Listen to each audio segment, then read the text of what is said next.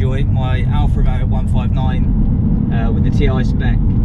Whilst the GT is in getting its power steering pipe prepared, I figured this would be a good opportunity just to show you around my other pride and joy.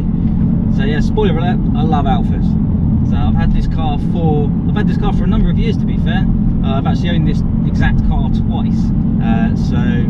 I owned it way back in 2017, and then I got rid of it because I then got an Alfa Romeo Giulia, again another Alfa. And then I got rid of the Alfa because I was buying a new house, and there was only one car I really wanted to go back to, and it was one of these.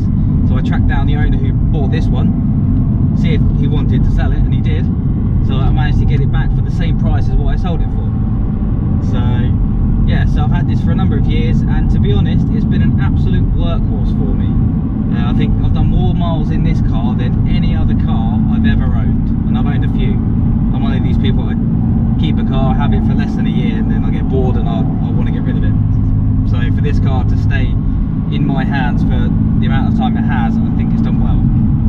So I think in this car I've done, what, nearly 30-odd thousand miles, which in the grand scheme of things probably doesn't sound like a lot over the course of, what, 6 years?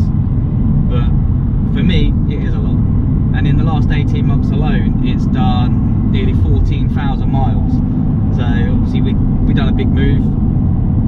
This car, all it's done 400 mile round trips over the last 18 months. So it's been used to cart the family up and down the country. And to be honest, the fuel economy isn't too bad on this car. I think on the last trip, let's have a look. So the travel distance 2,209 miles with an average miles per gallon of 32.5, which for a 2.2 petrol engine for this era, to be honest, can't really grumble. Yes, there's better cars out there, but this car has a special place in my heart. So let me park up and I'll show you around, show you what sort of conditions she's in given the age, what needs doing, what my plans are for her, and yeah, I'll catch you in a minute.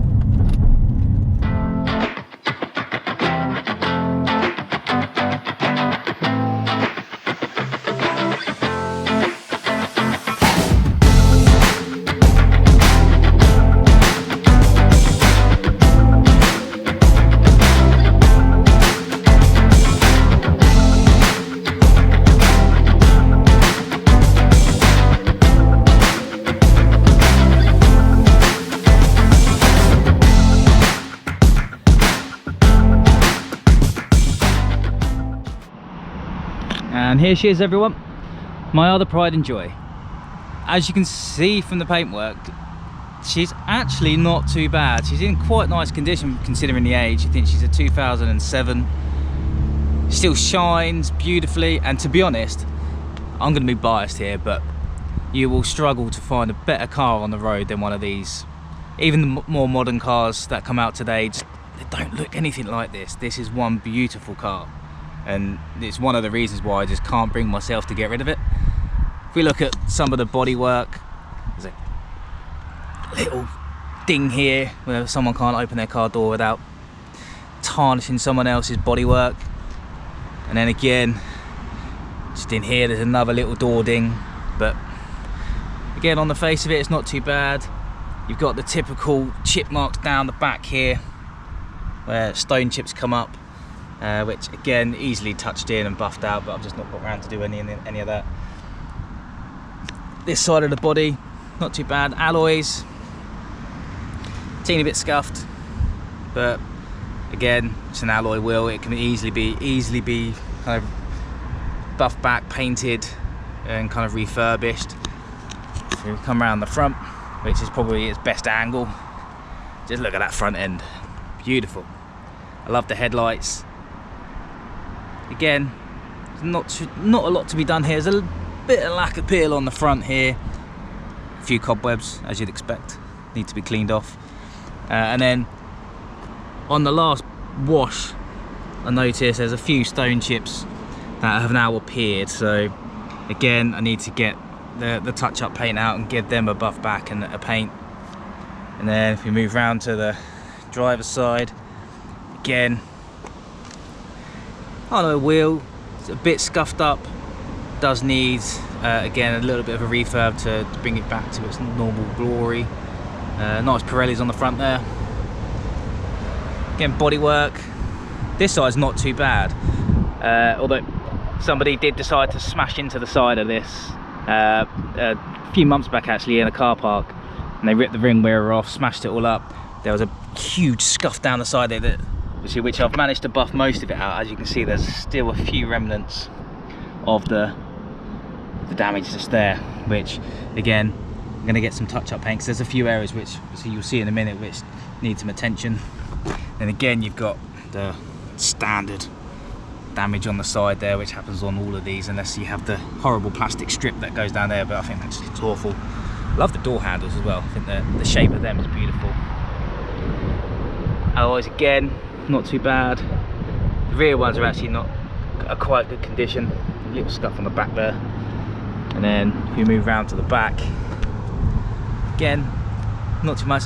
Again here, as you can see, this was a previous repair where somebody reversed into it in another Sainsbury's car park, where the repair work's just slowly fading back there, so I just need to get that sanded down, primered again, and then probably get that touched up. So there is a little bit of body work to be done just to make it look a little bit nicer. And then if we come around to the back here again, it's not in a bad condition. Got parking sensor, excuse the tractor just going by there. Parking sensor needs some touch up on the paint, and again just here, but well, again on the rear side here it's not too bad, nothing major. And then I just want to mark your attention down here. Let me just come out of the sun and then you can see just what I'm on about. See these little marks here where it's been butchered? Yeah, this happened literally about 20 minutes before I was coming out to do this video. Cue clip.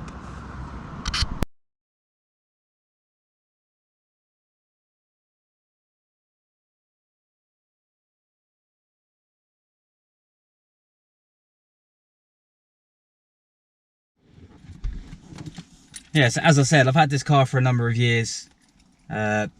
See common things that have been done to it over that period. Subframe. This area of Alfa is renowned for having a subframe made of chocolate.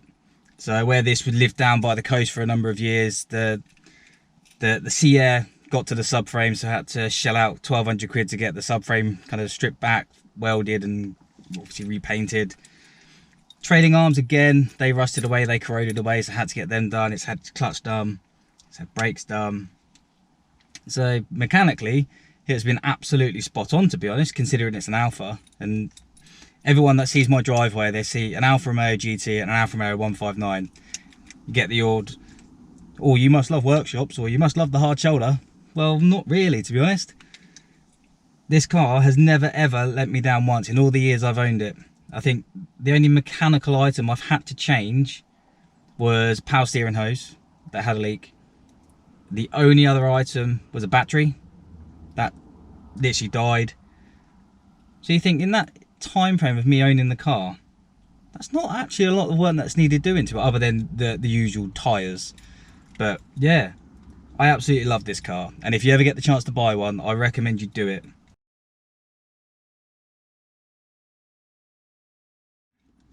So yeah, that's it guys. Thought I'd just give you a quick walk around of this. Just obviously whilst the GT's in, getting its power steering hose repaired. That's due back imminently. So it'll be countdown to National Alpha Day next weekend. So once that's back, it'll be time to clean it up. See if I can get the bodywork sorted out and get it into a nicer condition than it is. If you remember, the passenger side seal had a big gouge in the side of it, and the front bumper needs buffing back and giving a new coat of paint. But yeah, until next time, please like, subscribe, let me know any comments, obviously feedback. This is only my second video, obviously still learning how to kind of do this whole YouTube malarkey. But yeah, thanks again for watching. Thank you.